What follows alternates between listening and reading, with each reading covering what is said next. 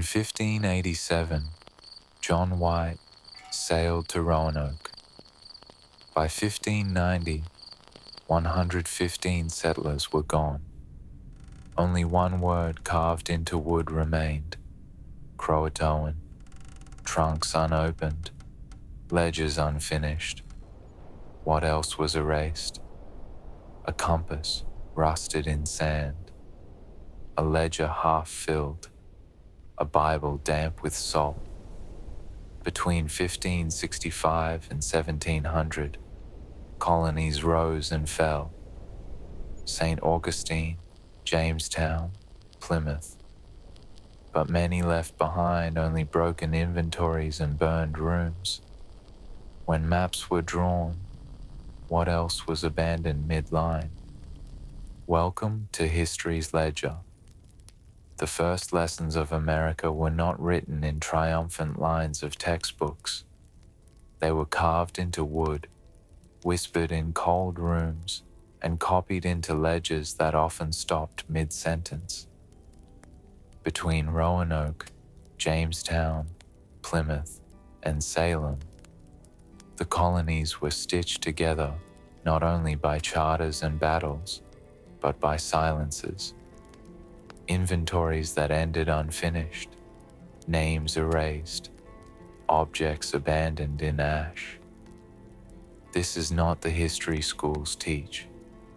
This is the story of a Bible damp with salt, of a ledger struck through in red, of a mirror carried across an ocean only to reflect smoke and ruin.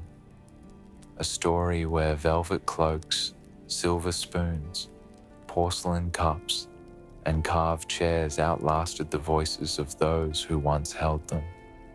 So let us turn the page together. Let us step into the quiet rooms of the 17th century and uncover what was hidden in the shadows of America's beginnings. Close your eyes and let the century before America began drift into silence. This is not a tale of triumph, but of arrival and absence. Between 1565 and 1700, colonies rose along the coast. Spanish at St. Augustine, English at Jamestown and Plymouth, Dutch at New Amsterdam, French at Quebec. Many left behind only burned rooms, torn ledgers, and vanished names. Families carried mahogany chairs, silver spoons, velvet robes, porcelain cups, hoping to recreate Europe. Others brought only rough tools and Bibles bound in leather. They built houses, drew maps, inked contracts. And yet when ships returned, silence was often all that remained. In 1587, John White led 115 settlers to Roanoke. For a time, smoke curled from chimneys, fish dried on racks, saws echoed in pine. White sailed for supplies. When he returned in 1590, the settlement was gone.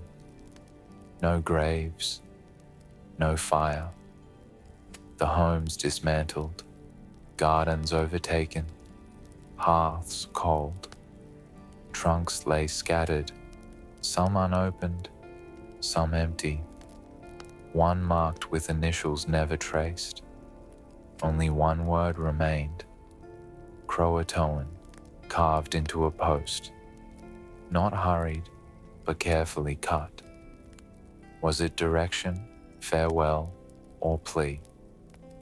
White found a chest half buried in sand, hinges rusted. Once it held sextants, compasses, maps. Now, only a compass remained, needle trembling as if seeking a north no longer there. Did the settlers join the Croatan people, scatter inland? Were they lost at sea? Silence is all that answers. Luxury traveled, even into disappearance. A ledger decades later listed goods meant for Roanoke: sugar, ground, dried rose, black cloth, gift for Anne. The next page was missing. Anne's name never appears again. The lost colony was perhaps less lost than silence. Velvet cloaks, silver spoons, gilt Bibles carried across an ocean, set down, then lifted again. Only a carved word endured.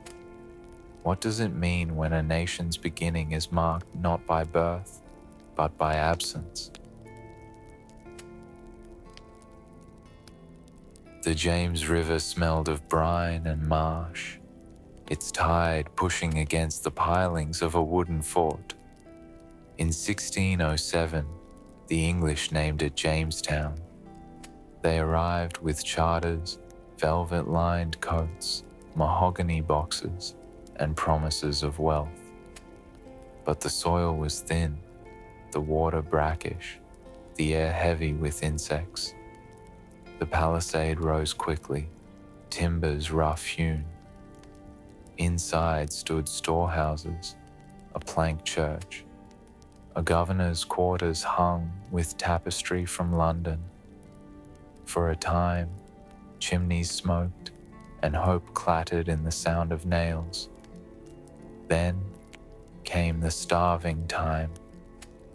Winter, 1609 left fields untended, supplies spoiled, and Powhatan allies withholding trade.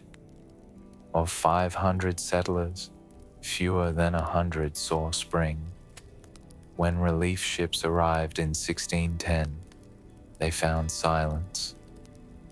Storehouses open, bins half rotted, and inventory blurred by damp.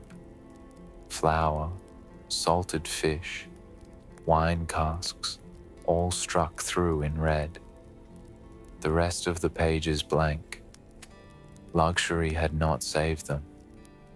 A silver goblet sat on a table beside a broken stool. A chest lined with green felt held playing cards and gilt buttons, still bright though untouched. Refinements turned to relics in a world where bread outweighed brass. Jamestown endured only by turning tobacco into profit. John Rolfe's crop, planted in 1613, tied survival to the soil. In 1619, two arrivals defined its future: the House of Burgesses, laws in English script, and enslaved Africans carried by ship, their names erased. Representation and bondage, born side by side. Jamestown's secret is not one moment, but a pattern. Grand promises written in London collided with swamp reality. Ledgers begun in neat hands went unfinished. Silver cups and velvet drapes gathered dust, while hunger ruled. How many names were struck out before ink dried? How many stories ended with no witness but the river? Jamestown survived, but its silence is louder than its triumph. The Mayflower creaked in November wind, timbers swollen with salt. Just over 100 passengers had crossed in 1620. Separatists fleeing the church, merchants seeking land, families carrying hope. The hull smelled of damp wood and wool never dry, the ocean slapping relentlessly against planks. Anchored off Cape Cod, the shoreline was grey with frost. Smoke from Wampanoag fires drifted in the distance. Before stepping onto sand, they signed the Mayflower Compact. Ink spread slowly across parchment, binding them not to a king, but to one another. Some signatures neat, others trembling in the cold. That winter was cruel, graves cut into frozen earth, cabins smoky and thin against the wind. By spring, half were gone. Survival owed much to Squanto, once kidnapped and carried to Europe, now teaching them corn in mounds and eels in rivers. Without him, Plymouth might have joined Roanoke as silence. Objects from across the sea lingered in rough cabins, a pewter candlestick polished smooth, a chest lined with wool, emptied by hunger, a child's leather shoe frayed at the seam. A widow poured cider into a Delft porcelain cup, cracked but cherished. A silver spoon, inscribed with initials, laid on the table even when bread was gone. Mystery threads through records and inventory lists, sugar, ground, dried rose, black cloth, gift for Anne. The next page missing. Anne's name does not return. Was she buried without record? Did the cloth ever reach her hands? The colony grew, though fragile. Fields widened, fences raised, a pine meeting house at the center. A feast in 1621 marked peace with Massasoit, later called Thanksgiving. Yet mistrust returned in later years, tension fraying the compact. Still, Plymouth endures in memory as a beginning, built on frost, hunger, uneasy alliances, and objects carried across an ocean, often outlasting the names of those who held them. In 1565, Spanish banners rose over St. Augustine. Boots sank into sand scented with pine and salt. Courtyards smelled of cedar smoke and orange blossoms.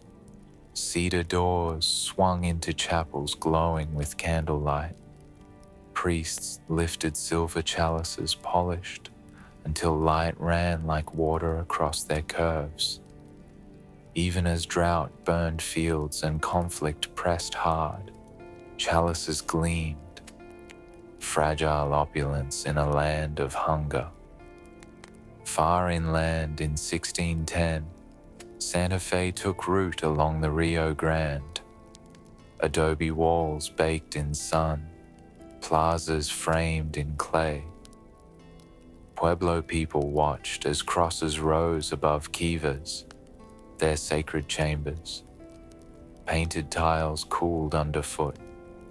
Brass candlesticks glowed in chapels. But drought gnawed, and stores grew bare. In 1680, the Pueblo Revolt drove Spaniards out. Chapels emptied, cedar doors splintered. A Franciscan journal ended mid-sentence, ink trailing into silence. Who held the quill? What interrupted the line? Objects lingered, even in ruin. A mosaic fractured but bright. A chest ajar, its green cloth lining faded. A crucifix carved from olive wood, base missing, found years later in dust. Beauty abandoned, memory unsettled. In 1692, Spaniards returned, brass and velvet in tow, bells ringing over fields still cracked with drought, candlesticks unpacked, vestments unfolded, but memory clung to silence. Did Pueblo families forget the years of freedom? Did bells sound like triumph or warning? What endures longer, the gleam of a chalice, or the silence where prayers once fell quiet?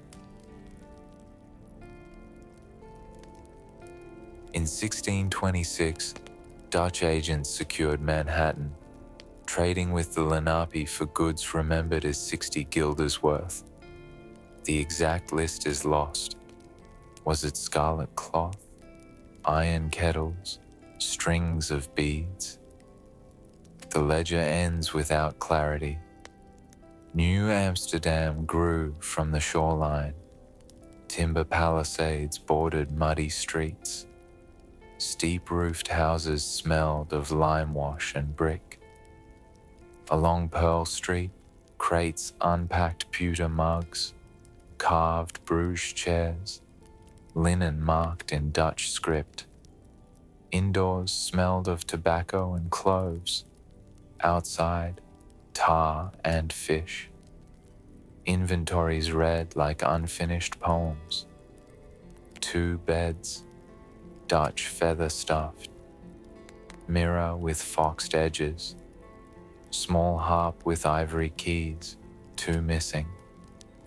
Box marked Bruges, owner not declared. Whose lives touch these objects? Records fall silent. Luxury flickered. Brass candlesticks doubled light on whitewashed walls. An ivory comb, carved with tulips, sat on a merchant's table. Blankets dyed madder red, faded to rust. Yet outside, frost bit crops. Palisades patched endlessly. The Dutch dreamed of empire, furs downriver, sugar and spices bound for Europe. Ships left with casks of beaver musk and salt. But reality faltered. Disease thinned numbers. Raids scarred outposts. The town always felt borrowed. In 1664, English sails filled the harbor. Governor Stuyvesant urged resistance, his peg leg thumping the fort. Merchants refused to fight. The city fell without a shot, renamed New York. Objects carried the silence. A Dutch Bible gilt-edged, left open, though no one recalled who read it last. A ledger ending mid-line, debtor owes, ink stops, page unfinished. Was the debt repaid or erased by conquest? And a mirror, mottled by salt, survived. It reflected English faces after Dutch, its clouded silver blurring them together. What endures longer, the name written on a map, or a reflection in glass no one claimed? A fire burned low as children recited psalms by its glow, voices halting, syllables pressed out one by one. On the table lay hornbooks, slips of parchment mounted on wooden paddles, covered with thin sheets of polished horn. Letters A through Z shimmered faint beneath scratches. In 1630, John Winthrop arrived with the Massachusetts Bay Fleet, carrying not just a charter, but conviction. The colony must be ruled by scripture. Meeting houses dominated towns, timber beams smelling of pine, walls bare, but for pulpit and benches. Beside them rose schools. Boston Latin School opened in 1635.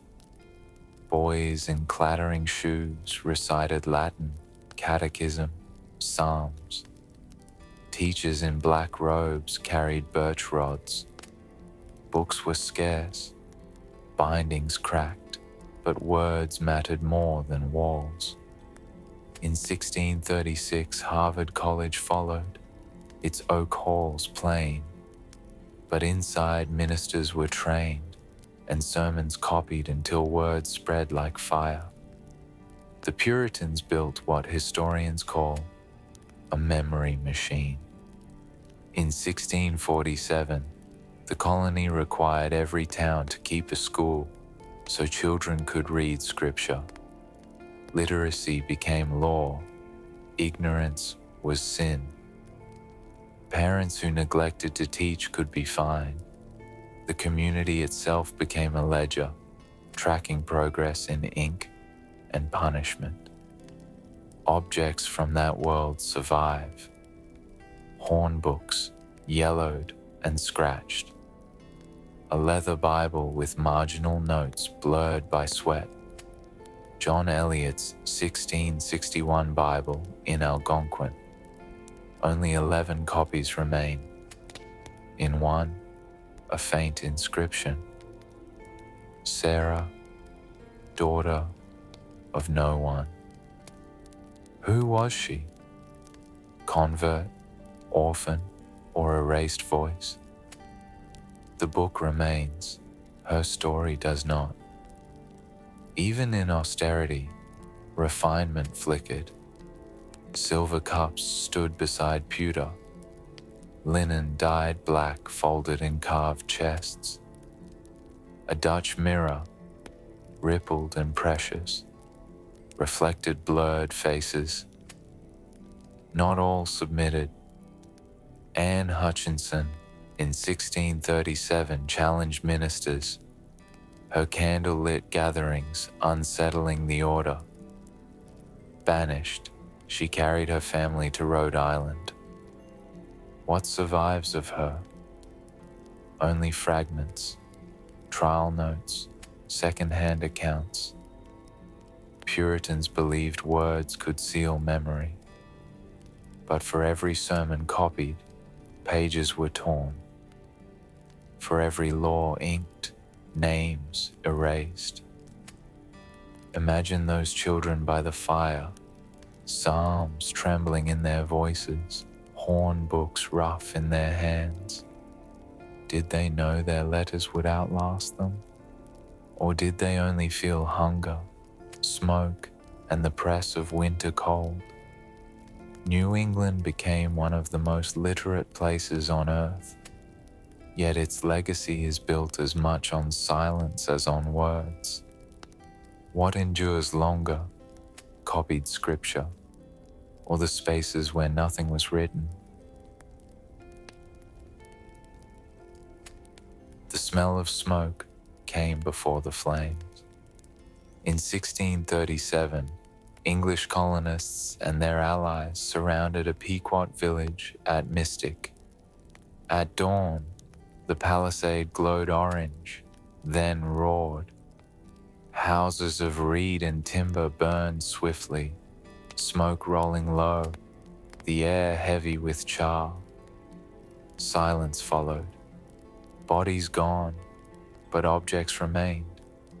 A pewter bowl rim blackened, a silver button scorched but gleaming. A soldier later admitted, the fire was more than any could stand. His words survive in ink, but the objects spoke louder. Violence had struck before.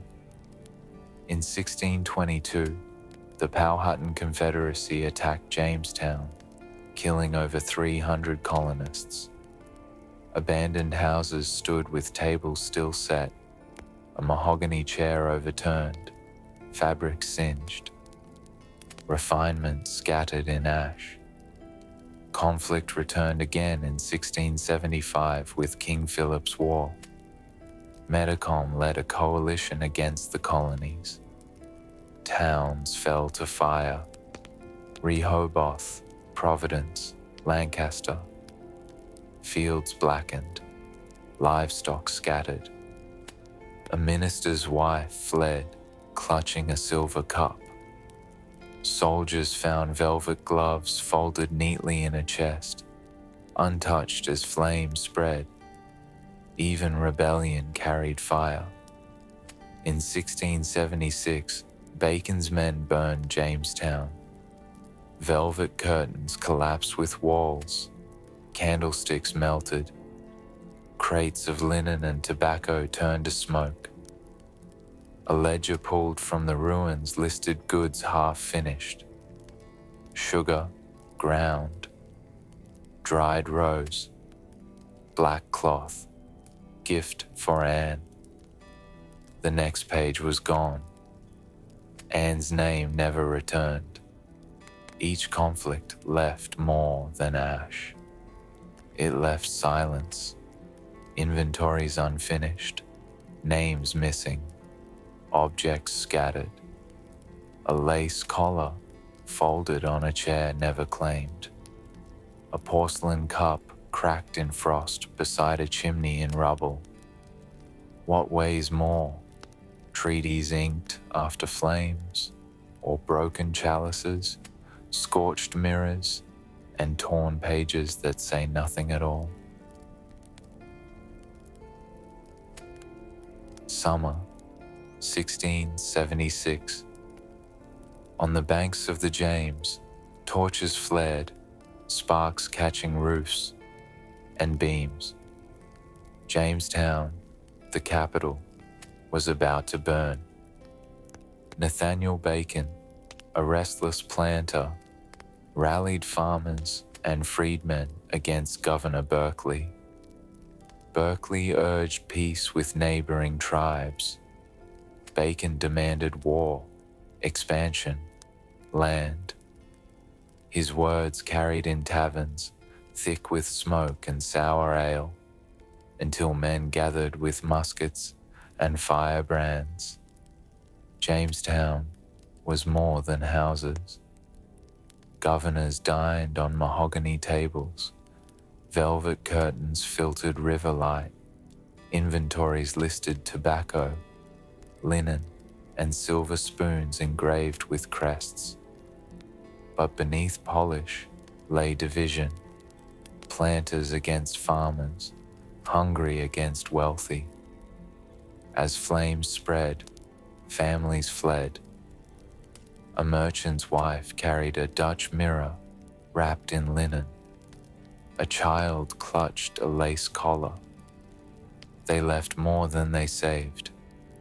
Roofs collapsed, brass candlesticks melted, Madeira cups cracked in heat, velvet chairs smoldered. Archaeologists later unearthed fragments. A silver spoon warped, Delft pottery shards still glazed, a ledger page half burned, ink smeared into black blotches. One line remains. Debtor owes, the sentence ends there. Debt erased or silenced by fire. Bacon died of fever before year's end, his rebellion dissolving. Berkeley returned to rule over ash. Jamestown rebuilt, but never with the same confidence. Objects endured longer than men. A lace collar singed but intact, a blackened chair still upright. Fragments whispering not of triumph, but of refinement and ruin side by side. The James carried ashes downstream. What endures longer, the laws Berkeley restored, or blue porcelain unearthed centuries later from charred soil? In 1675, New England's forest turned battlefield. The English called him Philip, Metacom of the Wampanoag, son of Massasoit. His people saw treaties broken, land seized, names struck through in ledgers written by others, muskets cracked, villages burned, fields blackened, houses stood abandoned mid-meal, bread cooled on tables, cider in jugs. At Swansea, an ivory-handled brush lay darkened by soot beside a child's shoe with buckle melted. Small luxuries left in haste. The fighting spread across Massachusetts, Connecticut, Rhode Island, Rehoboth, Providence, Lancaster. whole towns fell. Witnesses described skies black with ash, mornings tasting of char. A minister's wife fled, clutching a silver cup wrapped in linen. Soldiers looted cabins, finding velvet gloves folded in chests. Dutch mirrors cracked by heat, still reflecting smoke. Boston merchants, distant from flames, debated taxes over Madeira in cut glass goblets. Outside the city, settlements lay silent, inventories lost to fire. The war erased records as much as people. Meeting house ledgers ended mid-line, agreed that, then blank. Baptisms, marriages, names disappeared with the ink. Whose life was meant to be written there? By August 1676, Metacom was hunted and killed. Leaders declared peace, but memory carried ash. Forests once alive with gunfire grew quiet. Rivers carried embers downstream. What remains are fragments, a musket ball flattened against stone, a silver brooch warped in heat, a Bible cover cracked and smoke-stained. Objects echo what ledgers silenced. King Philip's War was one of the bloodiest conflicts per capita in American history. Yet beyond numbers, it is remembered in scorched mirrors, lace folded and abandoned, silver cups clutched in flight, objects that outlasted the voices who once held them. In 1637, Anne Hutchinson stood before the General Court of Massachusetts Bay. A midwife and mother of 15, she had spoken too boldly. In her candle-lit home, she questioned ministers, claiming grace mattered more than law. Her words unsettled the colony's rigid order. The men wore black robes, white collars, stark in the dim chamber. Outside, November rain tapped rooftops. Inside, silence pressed close. Hutchinson smoothed a parchment on the table, her voice steady against the weight of authority. The Puritan vision demanded control. John Winthrop called the colony a city upon a hill. Dissent was a stain to be erased. Yet Hutchinson refused silence. Luxury flickered, even in austerity. Ministers drank from silver tankards in private, while preaching simplicity. Families stored black-dyed linens in carved chests, or hung Dutch mirrors whose rippled glass blurred faces. A Delft teacup painted blue sat on a mantel, fragile among rough pewter. Such objects whispered of tensions between sermon and household. Hutchinson's trial stretched on. Witnesses quoted her words, already copied into ledgers. Judges pressed. She answered with calm until the sentence came: banishment. She walked into exile, her family bound for Rhode Island, where dissent found refuge. Mystery lingers in what was never recorded. How many nights of conversation vanished unnoted? We know her trial, but not her softer words of mercy or hope. Later, in New York, conflict ended her life and most of her family's. The ledgers marked it briefly. Silence held the rest. Objects remain as echoes.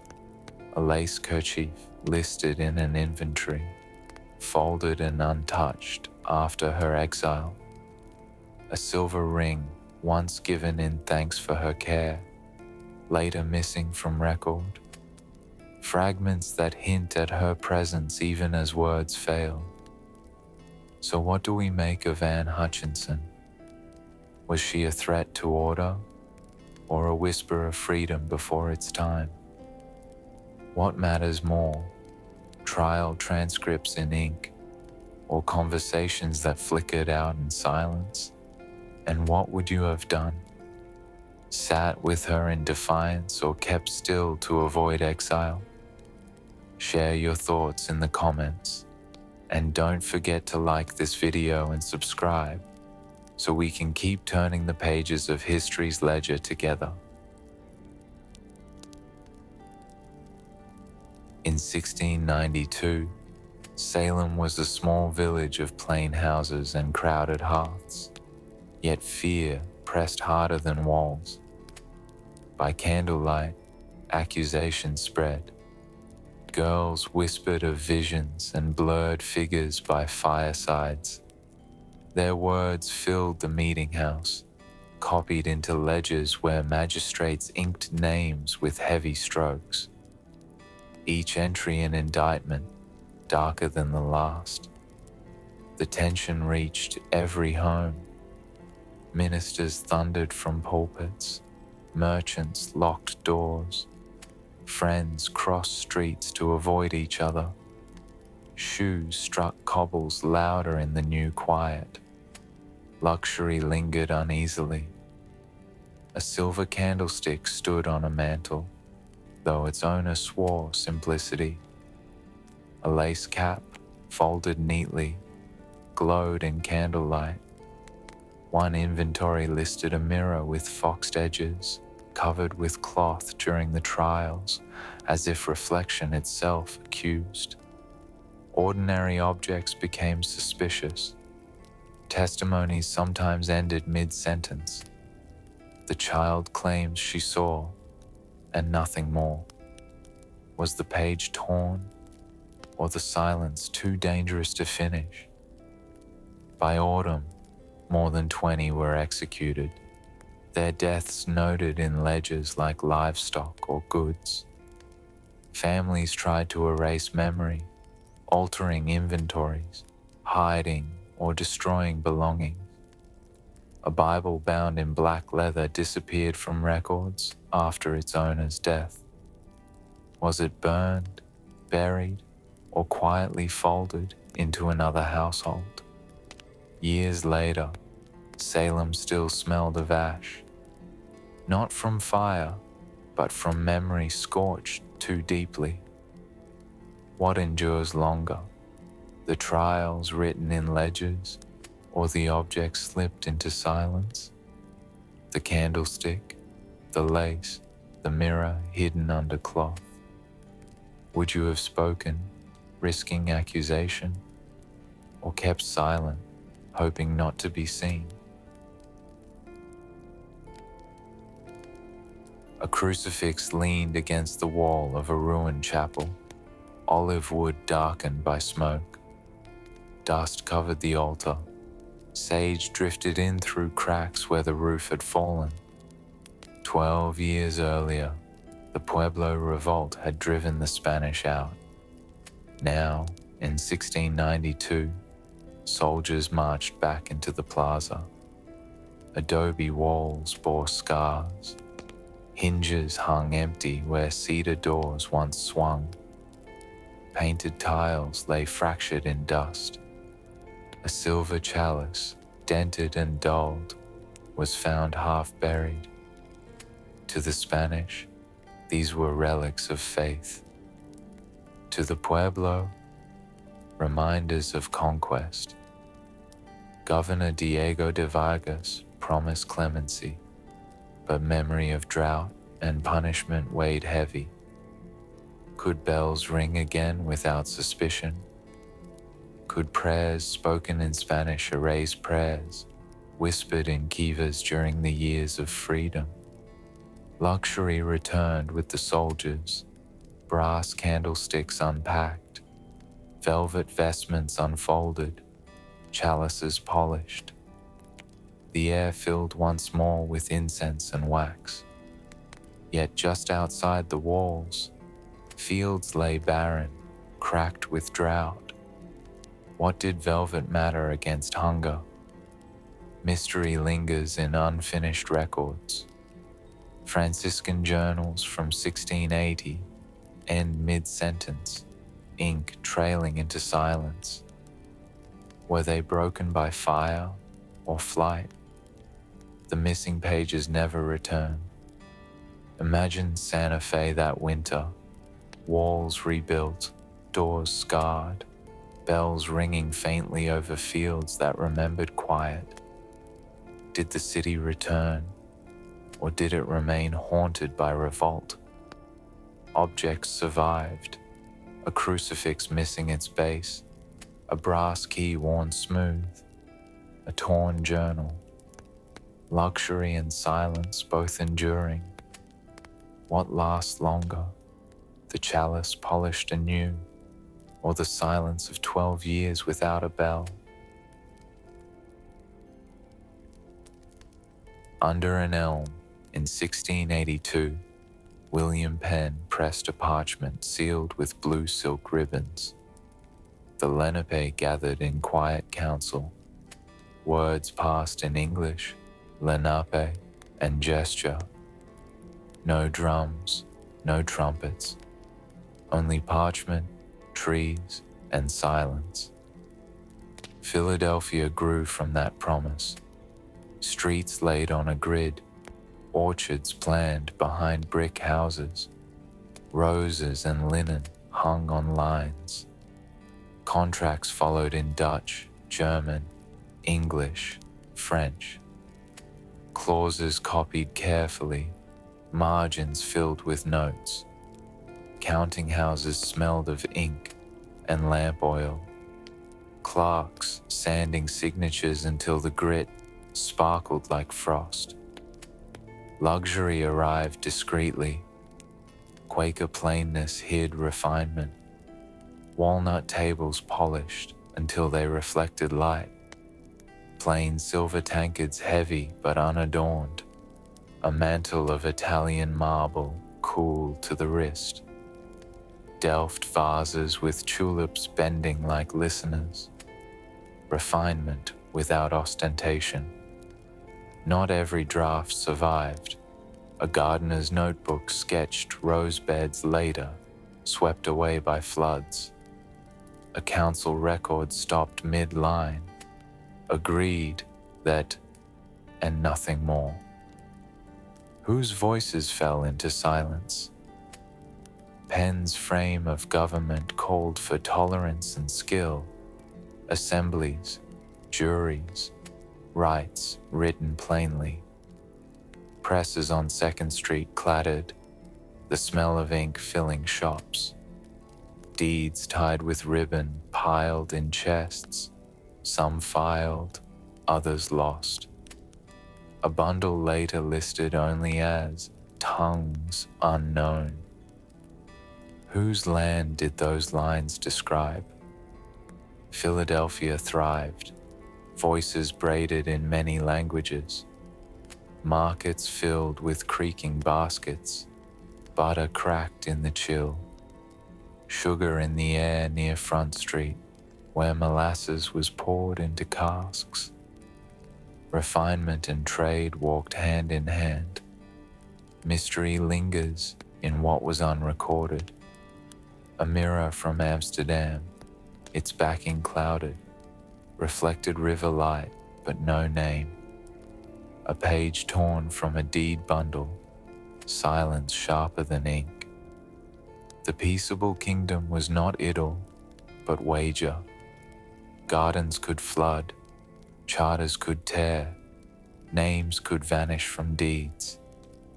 Yet beneath it all, silence and objects carried memory.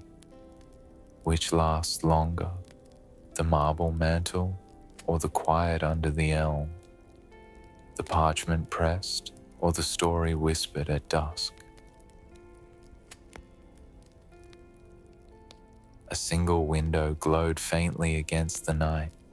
Its glass was warped, the panes rippling. throwing candlelight into the street like water spilled across stone. Salem, 1692, was a village already trembling, its houses small, its gardens fenced with crooked rails, its meeting house plain. Yet the fears inside those walls burned hotter than the hearths. Accusation spread with the speed of fire. Neighbors turned on neighbors, voices rising in courtrooms where ink bled across parchment, and names multiplied with every day. The air inside those chambers was close with the smell of tallow smoke and damp wool. Men in black robes leaned forward, their quills scratching, while outside, children traced their fingers along frost on windows, unaware of how heavy silence was becoming. Luxury was hidden but present. Silver spoons were tucked away in drawers, never brought to the table lest they invite envy. A lace cap, folded carefully, rested in a chest, its pattern so fine it caught candlelight like frost. A Dutch mirror, clouded at its edges, leaned against a wall, covered in cloth. Its reflection considered dangerous in days when seeing too much might mean accusation. These objects, ordinary in any other year, became suspect when every detail of life felt like evidence. Mystery lingers in the gaps. Some testimonies recorded in ledgers trail off mid-line, the clerk's ink stopping without explanation. One reads simply, "The child claims she saw," and nothing more. Was the page torn? Or did the quill break before the sentence could damn another soul? By autumn, the executions had ceased, but the records remained, thick with names, heavy with absence. Families tried to erase the memory. Inventories were altered. Objects associated with the condemned were hidden or destroyed. A Bible bound in black leather, once owned by a woman accused, vanished from inventories after her death. Did her family burn it, or did it pass quietly into another household, carried forward without inscription? Years later, Salem still smelled faintly of ash, not from houses burned, but from memory scorched too deeply to vanish. What endures longer, the trials copied in ledgers, or the objects slipped into silence, never spoken of again? Jamestown's ashes. A mason set his stone carefully on fresh mortar. The sound was a dull thud, steady, final. Around him, the air smelled of lime and clay. The old capital at Jamestown had burned too many times, its streets choked with ash, its walls left to ruin. Now, in 1699, Virginia's assembly declared a new beginning, Williamsburg, laid out on higher ground, a capital meant to show permanence where the James River settlement had shown only fragility. The town rose with ceremony. Broad avenues cut straight lines across cleared fields. At their center, the foundations of the capital were set, brick upon brick, the arches measured, the timber beams smoothed with iron planes. Carpenters shaped oak into door frames, the shavings curling at their feet like pale ribbons, the scent of fresh wood mixed with the sweat of laborers. By night, the streets lay dark, only a few lanterns marking corners, their light caught in the glass windows of new-built homes. Luxury arrived quickly, packed in crates from England. Governors furnished halls with mahogany tables, polished until they reflected candle flames. Merchants displayed velvet drapes dyed deep red, hung across windows to soften the light. In parlors, silver candlesticks stood on mantels, their surfaces catching every flicker of fire. A church ledger records the arrival of brass bells, carried carefully through muddy lanes before being lifted into a steeple. Their sound meant to announce stability, to banish the memory of Jamestown's fire. But beneath the surface, silence remained. Jamestown's ruins still stood, blackened timbers leaning above marsh, the smell of smoke clinging years after the flames. People walked among them and remembered not only Bacon's rebellion, but debts unpaid, ledgers lost, promises that had burned with the city. Williamsburg rose from those ashes, yet could a new capital erase what had been lost? In the governor's palace, the contrast was stark. Portraits in gilt frames watched over rooms lined with books bound in calfskin. A harpsichord with ivory keys sat in one corner, the sound of its notes drifting faintly into halls where debate echoed by day. Servants carried trays of porcelain cups filled with chocolate and spiced wine, their steam rising against winter chill. Yet outside the palace walls, tobacco farmers trudged through fields stiff with frost, their houses small, their inventories listing only tools, salt pork, and coarse wool. Mystery clings even here.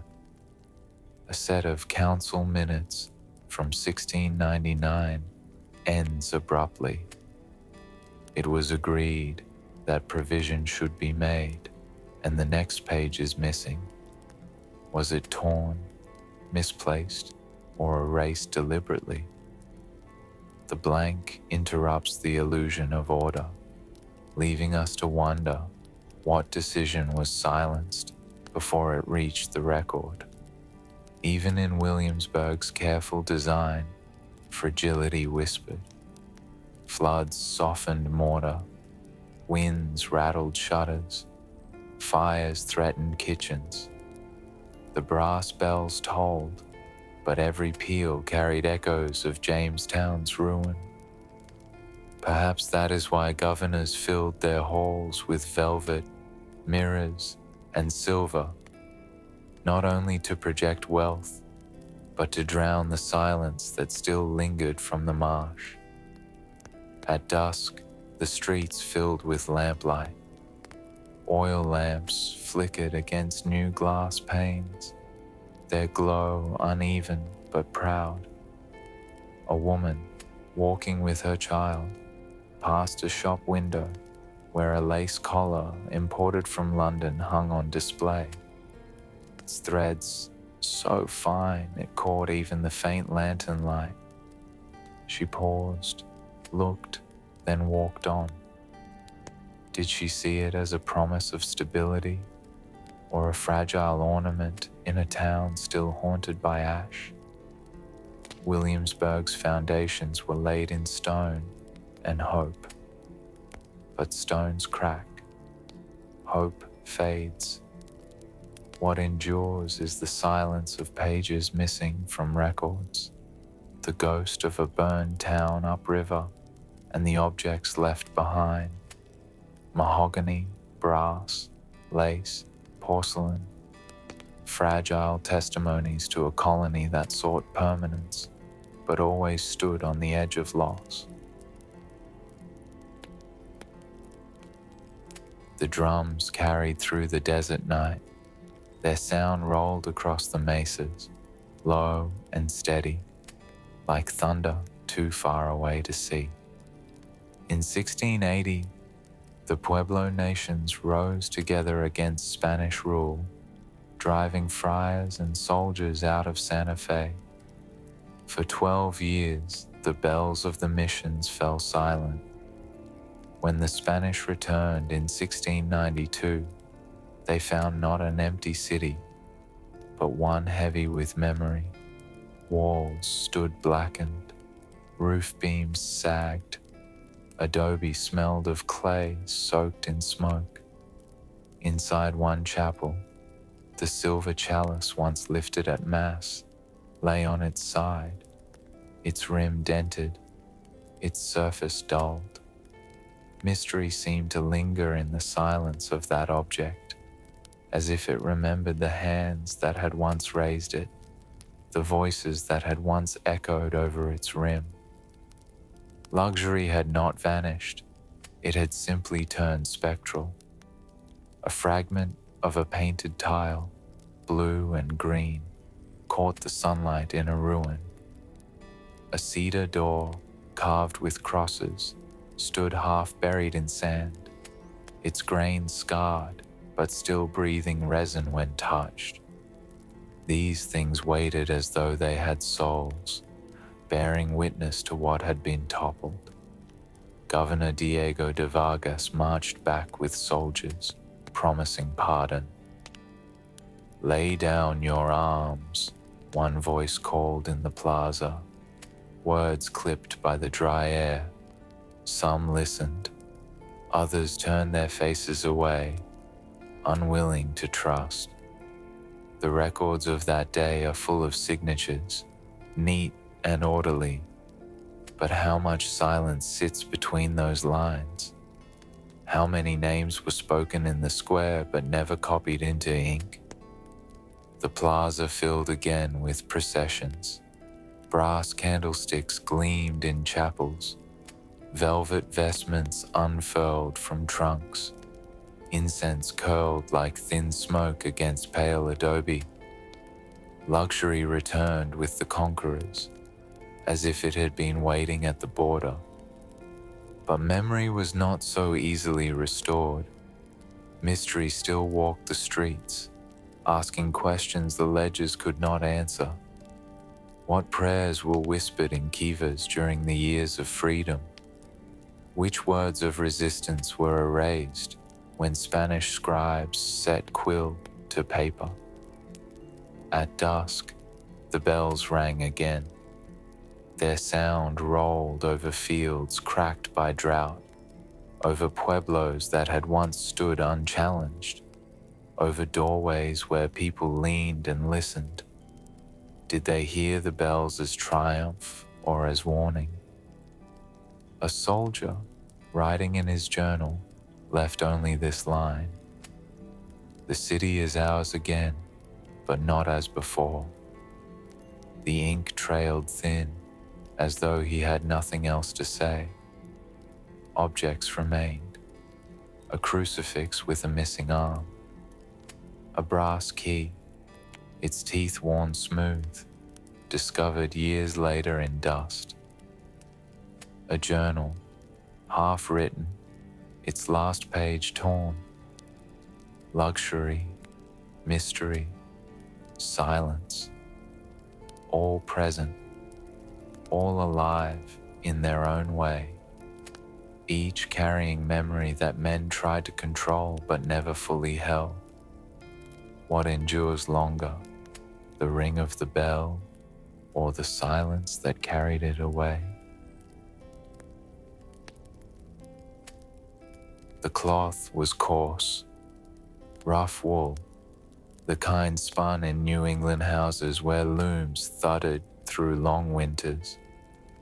Beside it, folded carefully in a chest, lay a scrap of lace, fine, imported, threads so delicate they caught firelight like frost. In Salem, after the witch trials of 1692, those two textures told the story: austerity against refinement, survival against remembrance. The executions had ended, the gallows pulled down. Snow drifted over bare fields, settling on stones that had once been pressed by fearful crowds. But the silence was not peace. It was heavy, like wool against the skin. In houses, inventories were quietly altered. Ledgers that once listed one mirror, Dutch glass, foxed at the edges, now recorded nothing.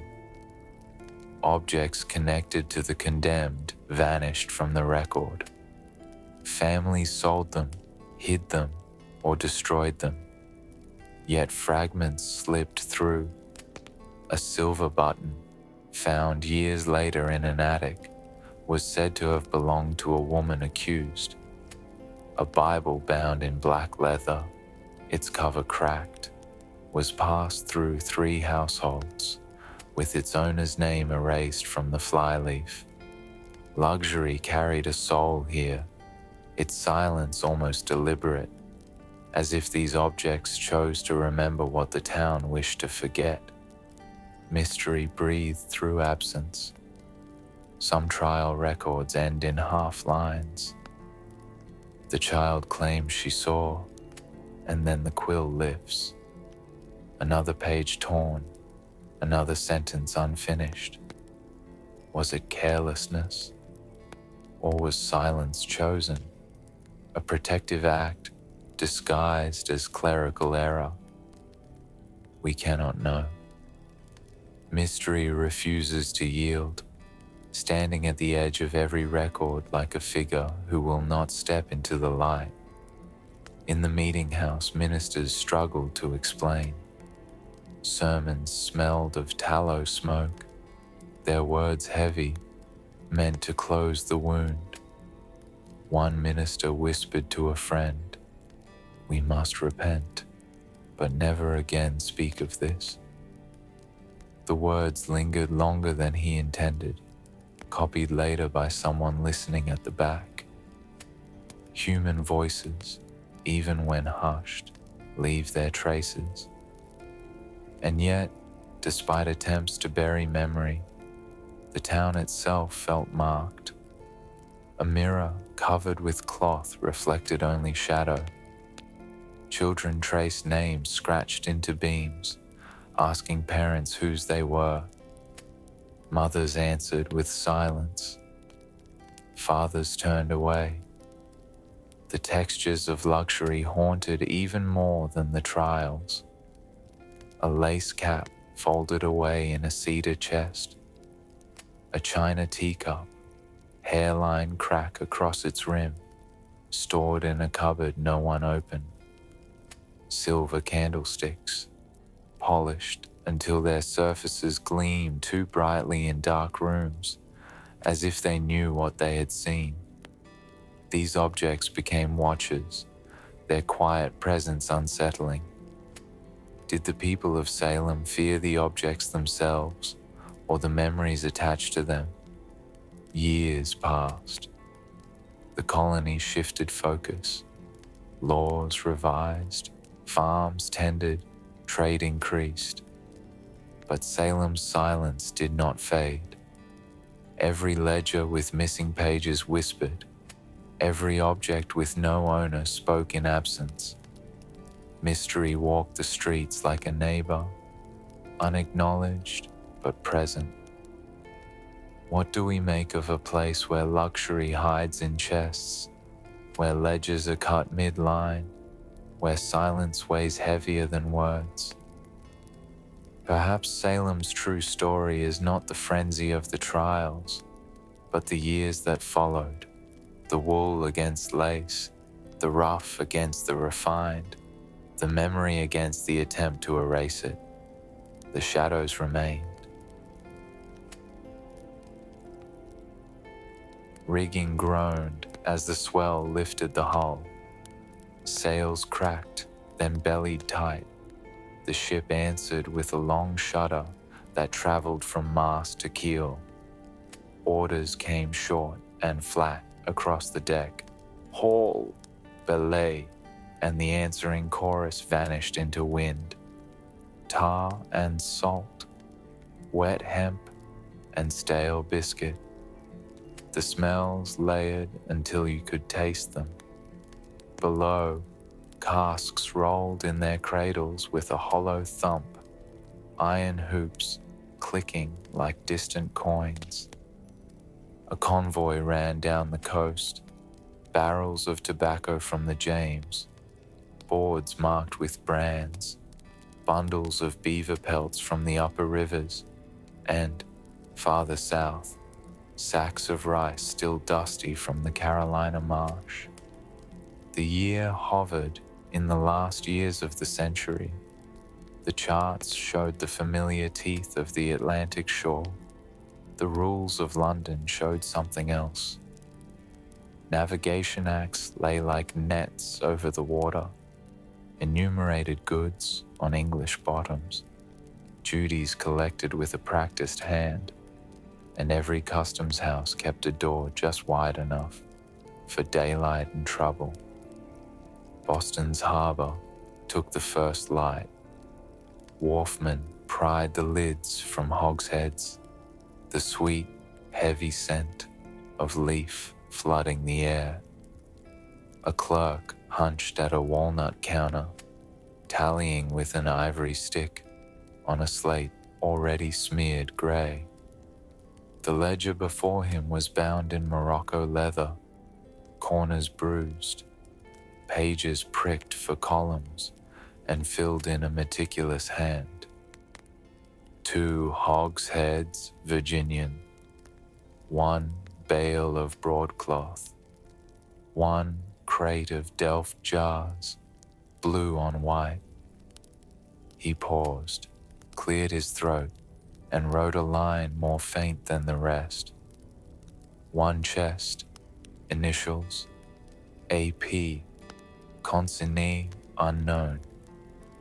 The page turned. The chest did not move. Across the room, a silver inkstand glinted in weak sun, its wells bright as if they could answer questions. It could not. The scale on the table, brass pans, polished beam, told only weight, never origin, never cost paid elsewhere. A gull screamed, the clerk blotted, a ship's bell chimed 6. New York swelled under its new name, the Dutch angles smoothed, the English appetite quickened. On the East River, a warehouse held sugar loaves wrapped in blue paper and stamped hard enough to leave a dent through cloth. Rum, sticky and sharp, made a thin thread in the throat of everyone who worked the docks. The man who owned the place wore no lace, plain cuffs, plain coat, but a ring with the seal sat heavy on his finger, leaving small red circles in the wax on every bill of lading. Papers in order? The customs officer asked, dry as rope. As ordered, the merchant said, and slid a purse across the counter with the care of a man moving a candle in a crowded room. Behind them, a boy stacked brass weights one upon the other and learned how silence balances books. Philadelphia hummed like a hive, the geometry of Penn's plan now full of life. In a counting house off 2nd Street, the air smelled of lamp oil, wet wool, and something sweet. Spices opened a world away. Contracts lay in neat piles, German beside Dutch, beside English. Clauses braided from 3 tongues into 1 promise. A lacquer box from Canton, its black surface etched with gold trees and cranes, sat on a shelf as if it had always belonged in a city not yet 20 years old. It had arrived inside a crate marked glass, and the ledger for that day shows an ink blot where someone's quill hesitated before naming it.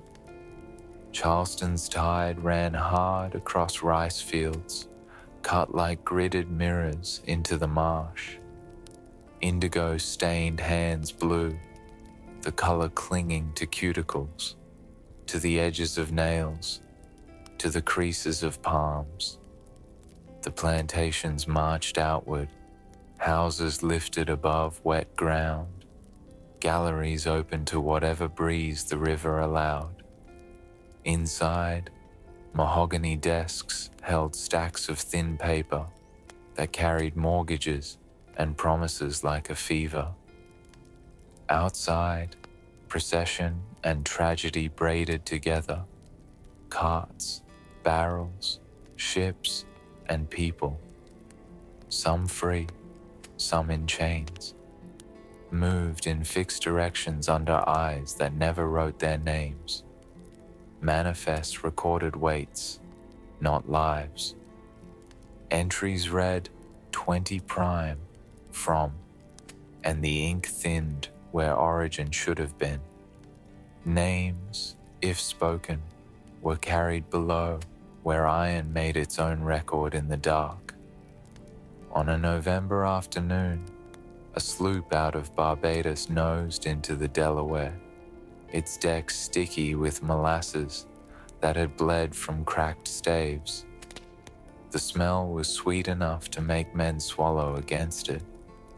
Dock hands carried the casks into a warehouse lined with blue and white jars from Holland and small crates of Venetian glass wrapped in straw. The foreman signed with a flourish. The clerk copied the lines. A gust slammed the door and blew out 3 candles. When they were relit, a number had smeared in the heat, a 7 softened into a 1. In a month's time, no one could say why the columns didn't marry. And everywhere, the acts ticked on. Enumerated, cleared, bonded. The words themselves had weight. In Newport, a man swore before a magistrate that his cargo was exactly what it claimed to be. On Nantucket, a whaleboat crew carried perfumed ambergris in a sack stitched tight and called it fish oil residue until the paperwork was stamped. In New London, a page in a customs book was razored out so neatly, only the thread left a whisper where it had once passed through. Who cut it? Whose story did it silence? The sea never asked, never answered. At dusk, the Atlantic breathed in long swells, and the ships responded like animals, their ropes singing, their timbers clicking softly at the seams. A mate in a coarse jacket leaned on the rail and sniffed the wind. "Storm in it," he said. The captain didn't look up. "Reef the mizzen," he answered, and the order floated aft with the smell of pitch and sweat. In the hold, a crate marked linen shifted and cracked. Inside, not cloth but thin books bound in calf, gilt on the edge, each one stamped with a crest that meant something in London and nothing at all in a fishing town on Cape Ann. A Spanish plate fleet, far to the south, trimmed sail off Florida, the water green to the bottom and the shoals eager to bite. In St. Augustine, a friar lifted a chalice still dented from the years when no mass had been said there, then wrapped it again in cloth and put it back. To the north, French traders paddled birch bark through cedar dark rivers, their packs creaking with pelts and their guns wrapped in oiled skins. The world pressed in on all coasts at once. By 1700, the habit was set. Ports awoke with gulls and closed with lamps. Manifests multiplied.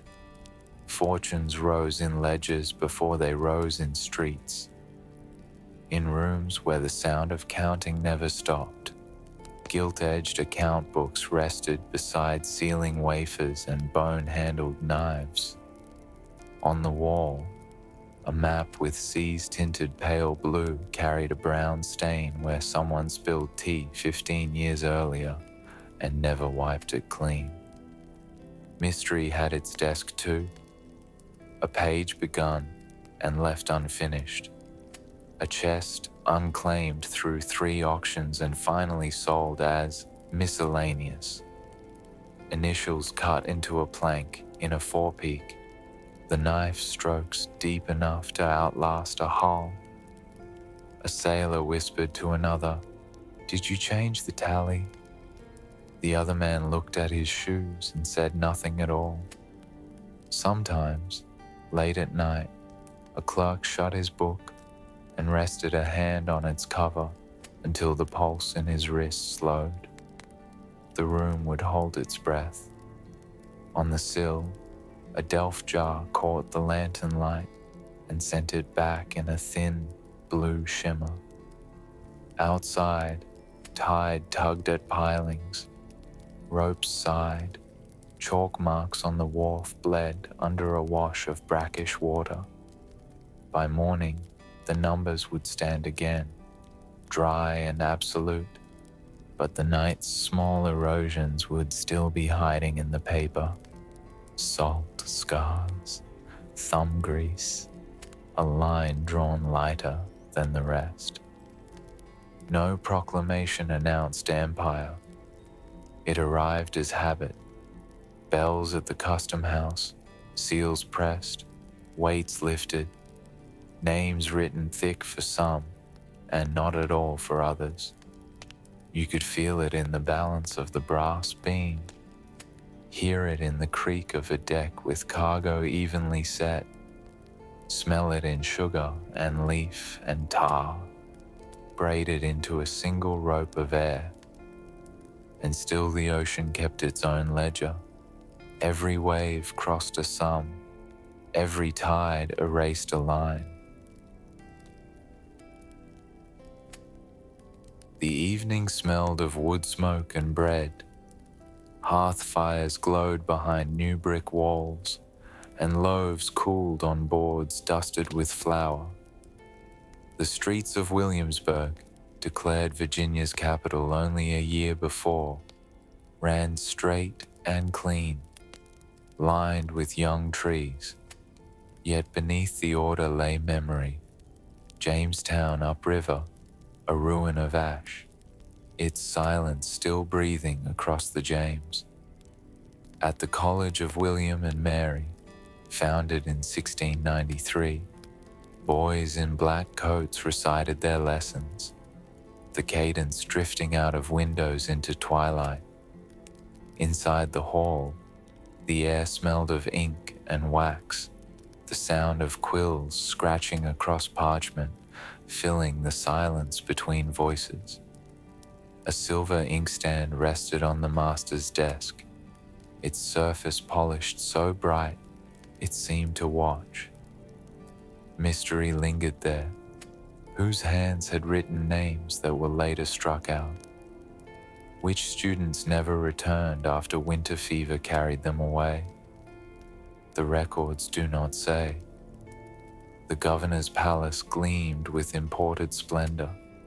Mahogany chairs lined the walls, their carved backs catching lamplight. A harpsichord with ivory keys stood in the corner, its music faint but precise when touched. In the dining hall, porcelain dishes painted in blue and white sat ready, beside knives with ivory handles wrapped in leather sheaths.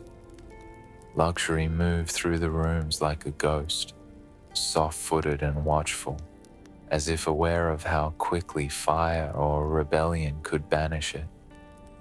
Outside, farmers trudged in from fields of tobacco, their clothes heavy with sweat and soil.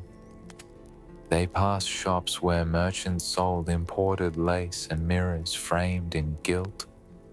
Some paused, staring at the goods in lantern light before walking on.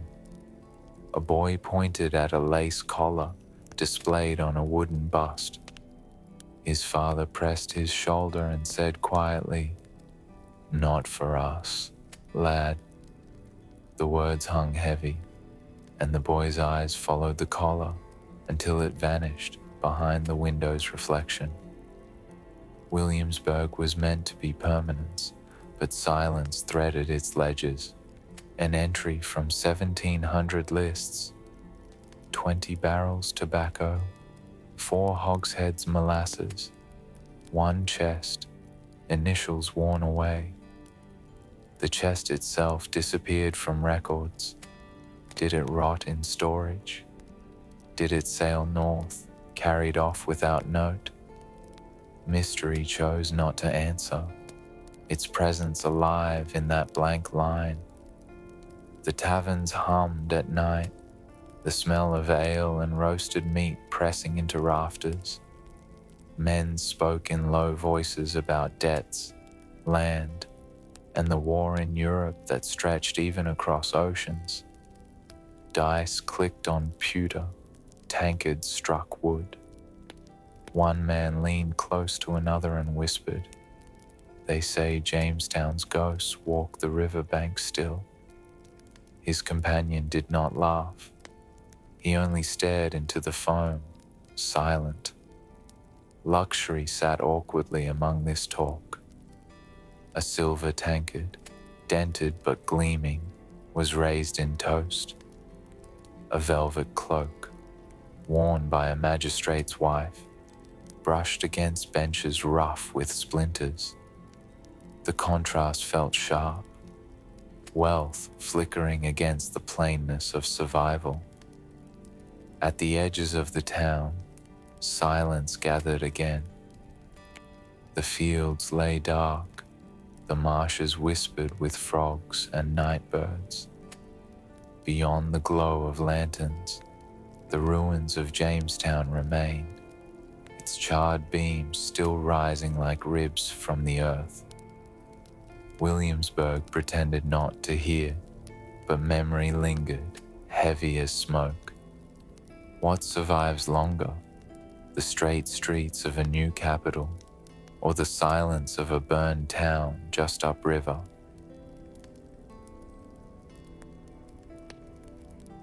The clerk pressed his palm flat against the ledger, then closed it with care. The candle beside him had burned low, the wax pooled across the brass stand. Outside, the streets of Williamsburg lay quiet beneath the last night of the year 1700. The shutters were drawn, the air smelled of frost, and the sound of boots had long since faded from the square. He lifted the book to a shelf already heavy with parchment. Spines of leather, edges foxed, titles half vanished. Each one held names, debts, shipments, and promises. Yet for every line written, mystery sat nearby, whispering of what was missing. The chest never claimed, the page torn away, the name struck through in red. The silence between entries carried more than the words themselves. Luxury lingered in the room like a quiet presence. The silver inkwell, dulled at its rim, seemed to watch the ledger as it was put away. The velvet curtain, half drawn against the cold, breathed faintly with the draught. On the wall, a Dutch mirror reflected only a fragment of the flame, its glass clouded as though reluctant to show more. These objects felt almost alive, as if they remembered everything the ink had left unsaid. Beyond the walls, the colony moved into a new century. Merchants dreamed of wider trade, governors polished speeches, farmers planted again in soil already tired.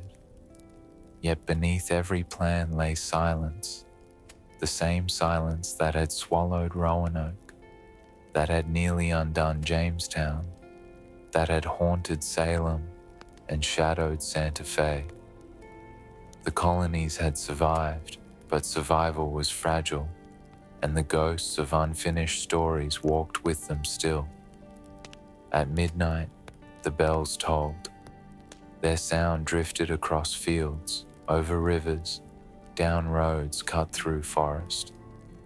It carried into houses where lace collars were folded carefully in chests, into taverns where pewter mugs caught the last of the firelight, into halls where harpsichords sat closed, their ivory keys silent. The century turned, but the presence of luxury and mystery remained, companions that refused to leave the room. And now, as we close this chapter of history's ledger, let me ask you, which lingers more in your mind? The names copied in ink, or the objects that survived longer than their owners? The missing pages, the silver spoons left in ash, the lace folded but never worn again. Share your thoughts below. If this story carried you, I invite you to like this video, subscribe to the channel, and join me in the comments. Your reflections help keep the ledger open. And the next video is waiting. 5 mistakes that doomed early explorers. A tale not of ledgers and colonies, but of journeys undone by hunger, storms, disease, and choices made at the edge of the known world. Maps half drawn, ships wrecked, lives written in salt and silence. Stay with me. The ledger will turn again.